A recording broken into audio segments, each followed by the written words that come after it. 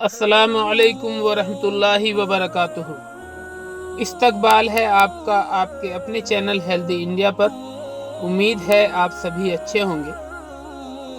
दोस्तों, अल्लाह ताला ने हम इंसानों को दुनिया में बहुत थोड़े से अरसे के लिए भेजा है और इसी थोड़े से अरसे में हमें आखिरत की कभी ना ख़त्म होने वाली ज़िंदगी की तैयारी करनी है। इसलिए ज़रूरी है कि हम आखिरत की ज़िंदगी के बारे में ज़्यादा सोचें और उसकी तैयारी करें।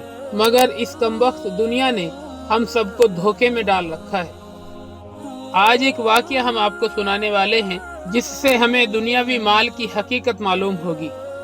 तो वीडियो को पूरा देखिएगा।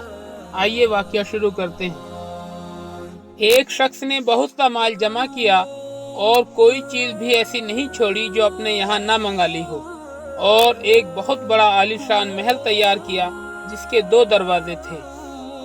उन पर गुलाम मुहाफिज मुकर्रर किए और मकान की तैयारी की। बहुत बड़ी दावत दी जिसमें अपने सब अजीज़ो अहबाब को जमा किया और एक बड़े आलीशान तख्त पर एक टांग खड़ी करके दूसरी टांग उस पर रखे बैठा था।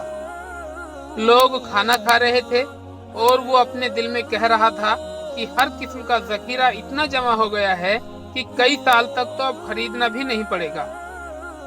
यह ख्याल दिल में गुजर ही रहा था कि एक फकीर फटे पुराने कपड़े पहने, गर्दन में फकीर जैसा झोला पड़ा हुआ है, और दरवाजे पर आया और इस जोर से किवाड़ों को पीटना शुरू किया कि उसके तख्त तक आवाज पहुंची। गुलाम दौड़े हुए बाहर आए कि यह कौन नामाकूल है। उससे जाकर पूछा, यह क्या बात है? उस फकीर ने कहा कि अपने सरदार को मेरे पास भेज दो। गुलाम ने कहा कि हमारे आका तुझ जैसे फकीर के पास आएंगे? उसने कहा, जरूर आएंगे, उसे जाकर कह दो। वो आका के पास गए और उससे किस्सा सुनाया। उसने कहा कि तुमने उसको इस कहने का मजा न चखाया।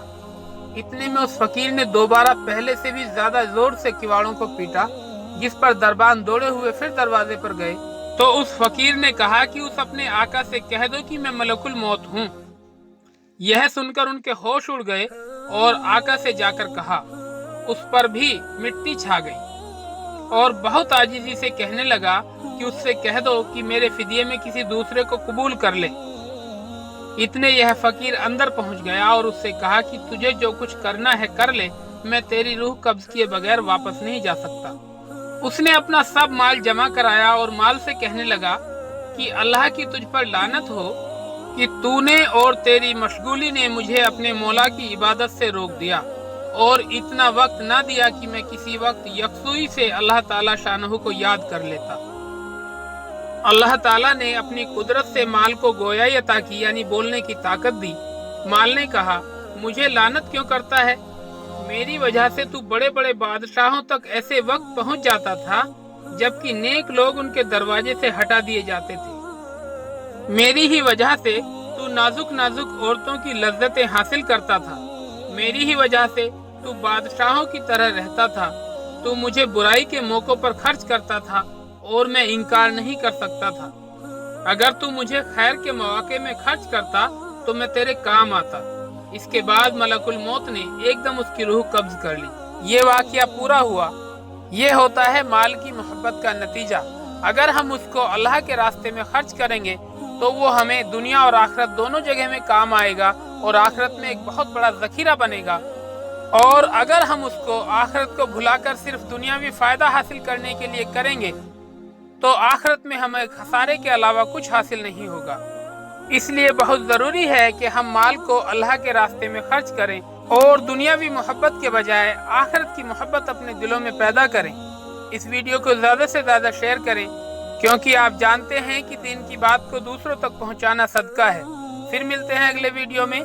तब तक अपना और अपनों का ख्याल रखिए, खुश रहिए, मुस्कुराते रहिए। खुदा हाफिज।